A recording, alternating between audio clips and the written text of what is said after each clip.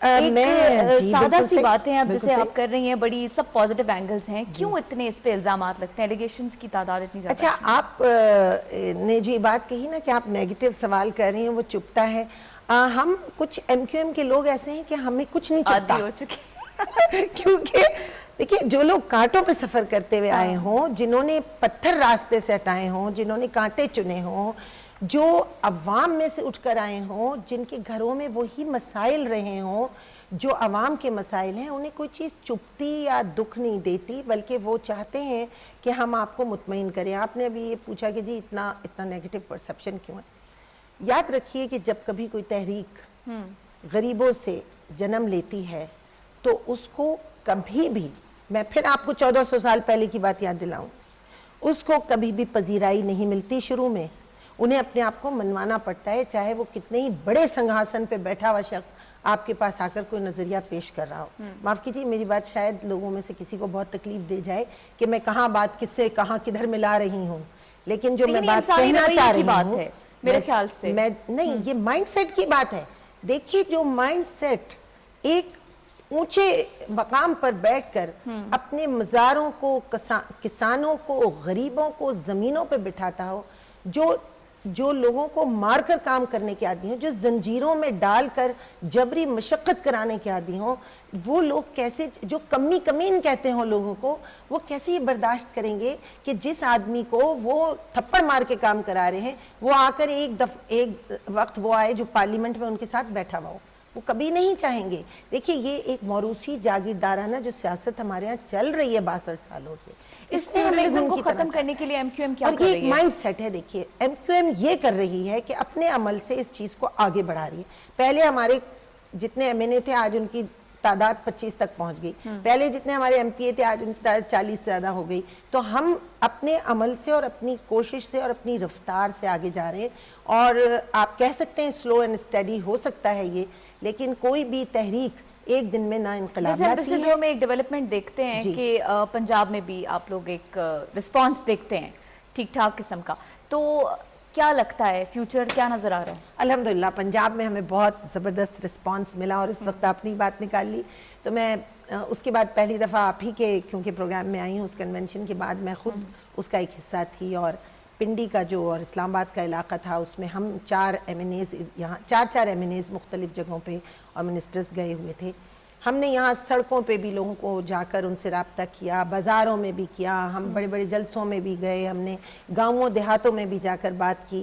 اور جو رسپانس ہمیں ملا ہے اس کے لیے میں تمام ان لوگوں کی مشکور بھی ہوں بہت زیادہ. لیکن محسوس یہ ہوا کہ لوگوں کے اندر ایک آگ ہے، ایک گھٹن ہے، اور وہ پریشان ہے اپنے معاملات سے، لیکن انہیں اس کا حل نظر نہیں آ رہا ہے. اور ایم کیو ایم انہیں وہ واحد پارٹی نظر آ رہی ہے جو صحیح معنوں میں ان کے دل کے قریب ہے، جو انہیں سمجھتی ہے.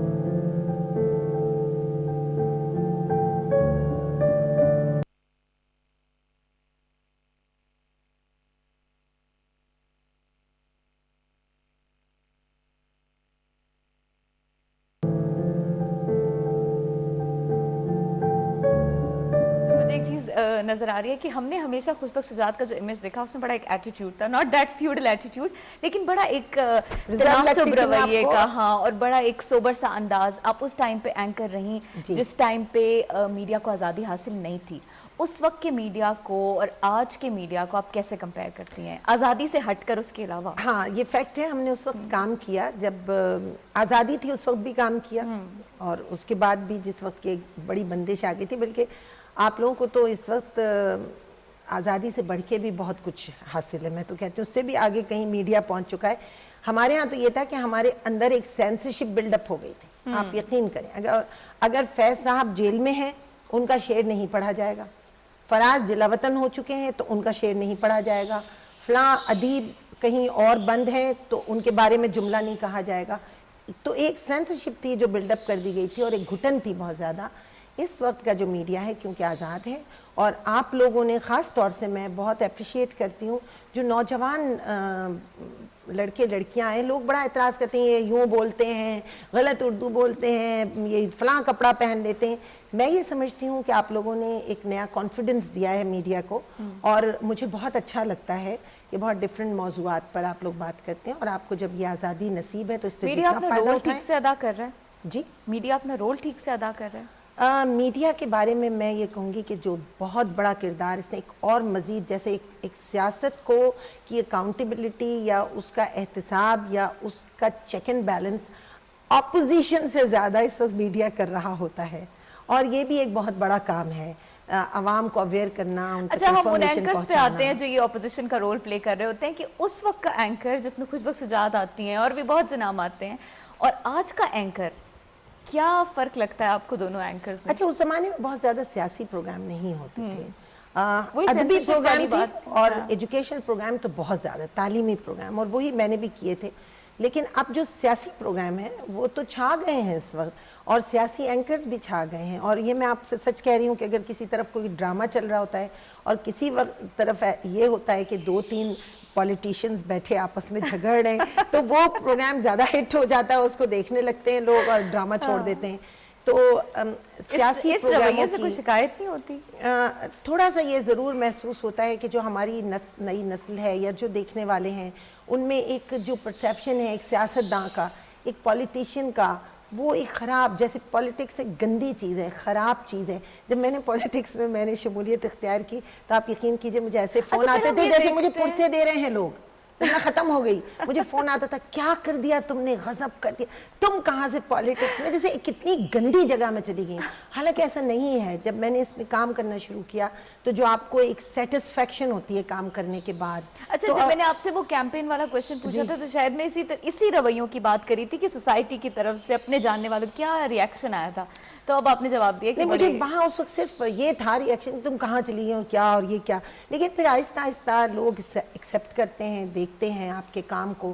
تو اگر آپ کے کام کی رفتار تیز ہے اور آپ اپنے کام کو ایڈجسٹ کر پا رہے ہیں, ہینڈل کر پا رہے ہیں, تو پھر آپ کو کوئی کچھ نہیں کہتا. کچھ آپ لے نہیں رہی, کچھ لیجئے.